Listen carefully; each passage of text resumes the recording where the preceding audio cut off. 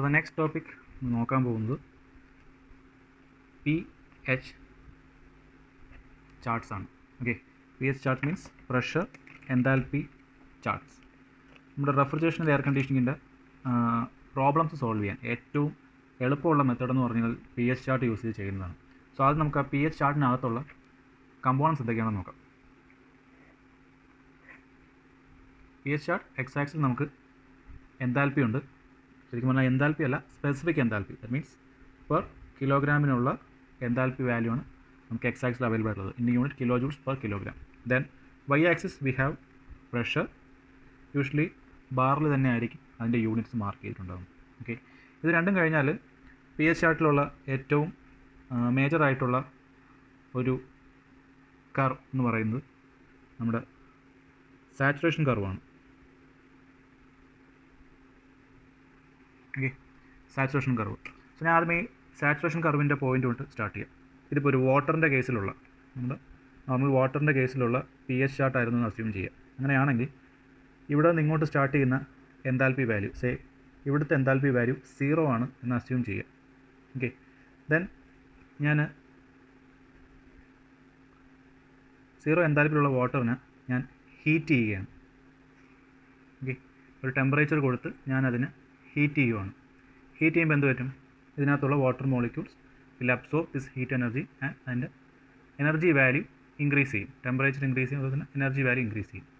അപ്പം ആ ഒരു ഇൻക്രീസ് ആണ് ശരിക്കും ഈ ഒരു പോയിൻ്റ് തൊട്ട് ഇങ്ങോട്ട് മാർക്ക് ചെയ്യുന്നത്. ഓക്കെ, കൺസിഡർ ഇതിപ്പോൾ ഈ പ്രഷറിൻ്റെ വാല്യൂ ഇവിടെ നമ്മുടെ അറ്റ്മോസ്ഫിയറിക് പ്രഷർ വാല്യൂ ആണെന്ന് അസ്യൂം ചെയ്യാം. ഓക്കെ, സോ അറ്റ്മോസ്ഫിയറിക് പ്രഷറിന് കറസ്പോണ്ടിങ് ആയി ഞാനിവിടെ ഹീറ്റ് എനർജി കൊടുക്കുന്നതനുസരിച്ച് ഇതിൻ്റെ enthalpy will be increasing from 0 to particular value. Say ഇവിടെ ഒരു പർട്ടിക്കുലർ ഒരു എച്ച് വാല്യൂ വരെ ഇൻക്രീസ് ചെയ്തു. സോ 0 ടു എച്ച് വരെയുള്ള പോയിൻ്റ് എത്തിയപ്പോൾ ലെറ്റ്സ് അസ്യൂം ദാറ്റ് വാട്ടറിൻ്റെ ടെമ്പറേച്ചർ 100 ഡിഗ്രി സെൽഷ്യസ് ആയി എന്ന് കരുതുക. ഓക്കെ, സോ 100 ഡിഗ്രി സെൽഷ്യസ് ആയി കഴിഞ്ഞാൽ നമുക്കറിയാം അതിനുശേഷം നമ്മൾ സപ്ലൈ ചെയ്യുന്ന ഹീറ്റിന് കറസ്പോണ്ടിങ് ആയിട്ട് ടെമ്പറേച്ചർ ഇൻക്രീസ് ചെയ്യില്ല. പകരം എനർജി ഇൻക്രീസ് ചെയ്യും, പക്ഷേ ടെമ്പറേച്ചർ വാല്യൂ ഇൻക്രീസ് ചെയ്യില്ല. 100 ഡിഗ്രി സെൽഷ്യസ് വാട്ടർ എന്നൊരു കണ്ടീഷൻ കഴിഞ്ഞാൽ പിന്നെ വാട്ടറിന് ഒരു സ്റ്റേബിൾ ആയിട്ടുള്ള ഒരു ടെമ്പറേച്ചർ വാല്യൂ ഇല്ല. പിന്നെന്താ പറ്റുന്നത്? പിന്നീട് വരുന്നതെന്ന് വെച്ചാൽ ഫേസ് ചേഞ്ച് ആണ് അല്ലേ. അതായത് from 100 degree Celsius water to 100 degree Celsius സ്റ്റീമായിട്ടുള്ള കൺവേർഷനാണ് പിന്നീട് നടക്കുന്നത്. ആ ഒരു കൺവേർഷൻ പോയിൻ്റാണ് ഇവിടം തൊട്ട് ഈ എൻഡ് വരെ റെപ്രസെൻ്റ് ചെയ്യുന്നത്.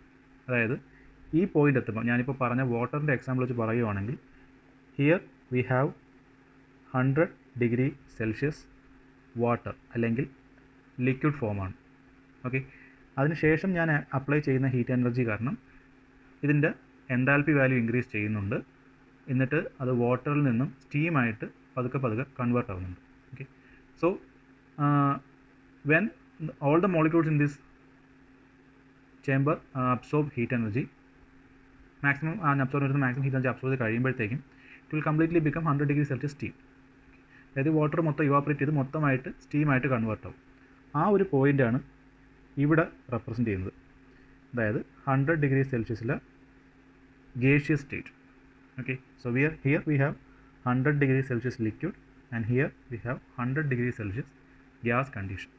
ഇതിനിടയിലുള്ള പോയിൻറ്റ്സിലെല്ലാം it's a mixture of liquid and gas ആണ്.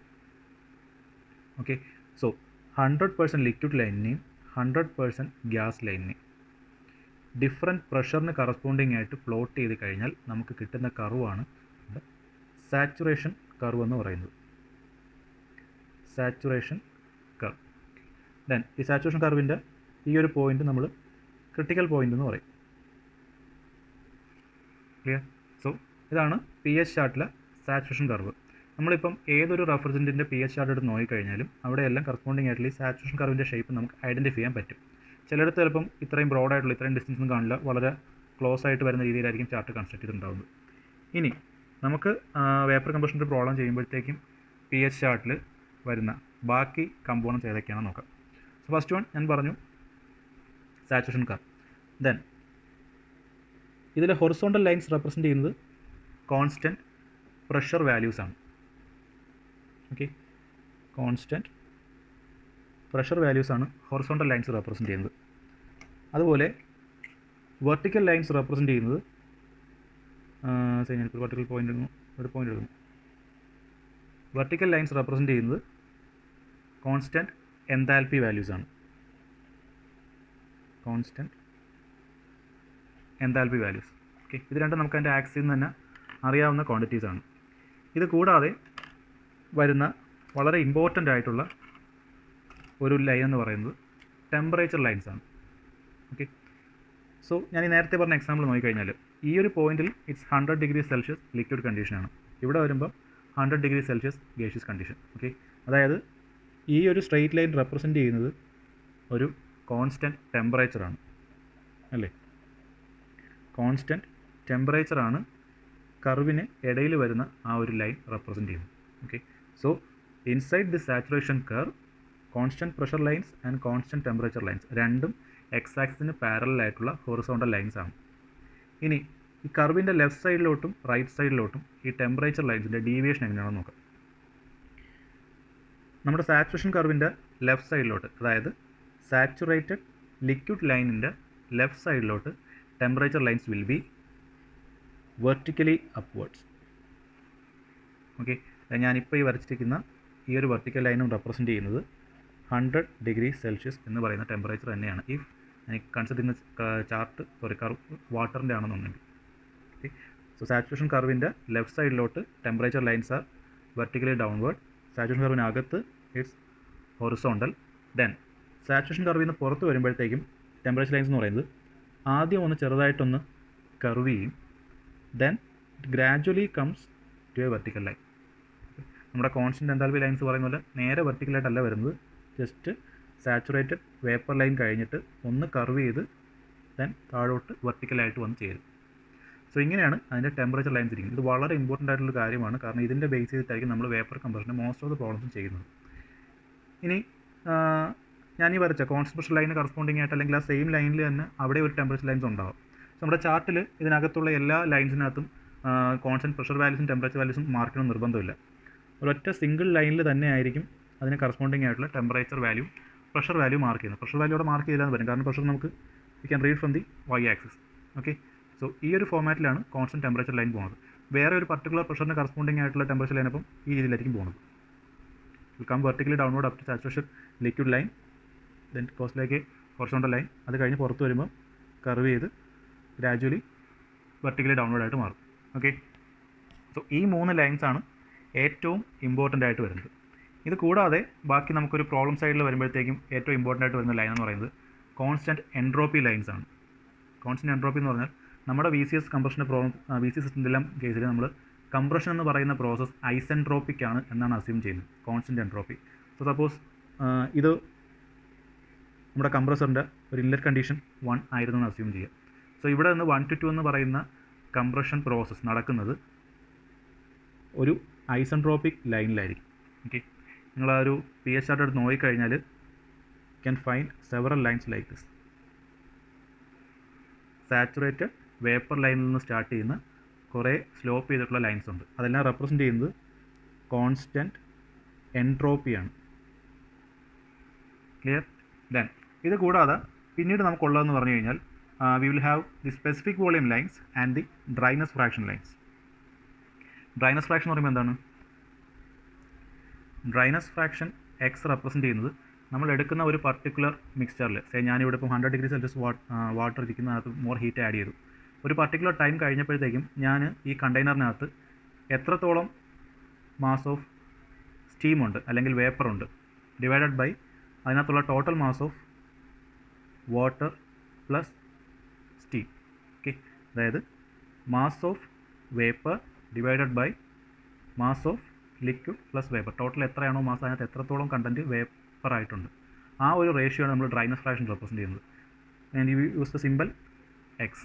ഓക്കെ, സോ ഞാനീ പറഞ്ഞ സാച്ചുറേറ്റഡ് വേപ്പർ ലൈനിൽ എത്തുമ്പോഴത്തേക്കും ഡ്രൈനസ് ഫ്രാക്ഷൻ്റെ വാല്യൂ എന്ന് പറഞ്ഞാൽ 1 ആയിരിക്കും അല്ലേ. സാച്ചുറേറ്റഡ് വേപ്പർ ലൈനിൽ ഇറ്റ് ഷുഡ് ബി 1, കാരണം ഇവിടെ എത്തുമ്പോഴത്തേക്കും ടോട്ടൽ എത്ര മാസ് ഓഫ് വേപ്പറായോ അത്രയും തന്നെയാണ് total mass of liquid plus vapour എന്ന് പറയുന്നത്. ഇനി കറസ്പോണ്ടിങ് ആയിട്ട് ഈ ഒരു പോയിന്റിൽ എത്തിക്കഴിഞ്ഞാൽ, അതായത് സാച്ചുറേറ്റഡ് ലിക്വിഡ് ലൈനിൽ എത്തിക്കഴിഞ്ഞാൽ അവിടെ ഇപ്പം മാസ് ഓഫ് വേപ്പർ എന്ന് പറയുന്നത് 0 ആണ്.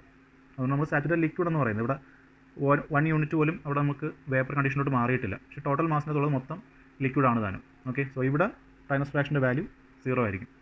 ഇതിനിടയിലുള്ള ഏതെങ്കിലും ഒരു പർട്ടിക്കുലർ പോയിന്റ് എടുത്താൽ, സേ ഞാനൊരു വാട്ടർ ബോയിൽ ചെയ്ത് സ്റ്റാർട്ട് ചെയ്ത് ഒരു 2 മിനിറ്റിന് ശേഷമാണ് ഞാൻ കൗണ്ട് ചെയ്യുന്നത് വിചാരിക്കുക. അപ്പോൾ എന്ത് പറ്റും, there will be liquid and gas portion. എന്തായാലും അതിനകത്ത് ലിക്വിഡിൻ്റെ ഗ്യാസിൻ്റെ കൂടെ മിക്സറിനകത്ത് കാണും. അതിൽ എത്രത്തോളം വേപ്പർ കണ്ടൻ്റ് ആയി. ഓക്കെ, കൗണ്ട് ചെയ്യുമ്പോഴത്തേക്കും മേ ബി ഇവിടെ ഒരു 0.6 എന്നൊരു വാല്യൂ ആയിരിക്കും മാർക്ക് ചെയ്തിട്ടുണ്ടാകുന്നത്. നിങ്ങളുടെ പി എച്ച് ചാർട്ടിൽ ഈ സാച്ചുറേഷൻ കർവിന് ഇടയിലായിട്ട് ഇങ്ങനെ കുറേ വാല്യൂസ് മാർക്ക് ചെയ്യുന്നുണ്ട്. 0, 0.1, 0.2, 0.3 എന്ന് പറഞ്ഞ്.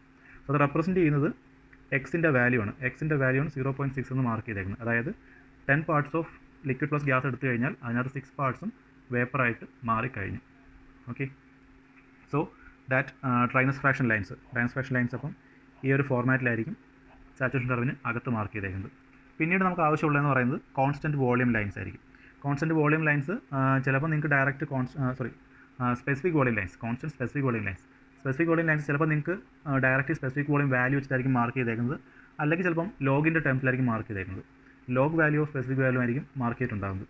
ദാറ്റ് ലൈൻസ് എന്ന് പറയുന്നത് ഏതാണ്ട് എൻട്രോപ്പി ലൈൻസ് പോലെ തന്നെ സ്ലോപ്പിൽ വരുന്ന ലൈൻസ്. പക്ഷേ എന്നാൽ നമുക്ക് ഡിസ്റ്റിങ്ക്റ്റ് ആണ്, നമുക്ക് ഐഡൻറ്റിഫൈ ചെയ്യാൻ പറ്റും. അത് നമ്മുടെ സാച്ചുറേഷൻ കർവിന് അകത്ത് നിന്ന് സ്റ്റാർട്ട് ചെയ്ത് ഈ ഒരു ഫോർമാറ്റിലായിരിക്കും പോകുന്നത്. Okay, represents the constant specific volume lines. ആ സ്പെസിഫിക് വോളിയം വാല്യൂസ് ആയിരിക്കും പലപ്പോഴും നമ്മൾ മാസ് ഫ്ലോ റേറ്റ്സ് കണ്ടുപിടിക്കാൻ വേണ്ടി യൂസ് ചെയ്യുന്നത്.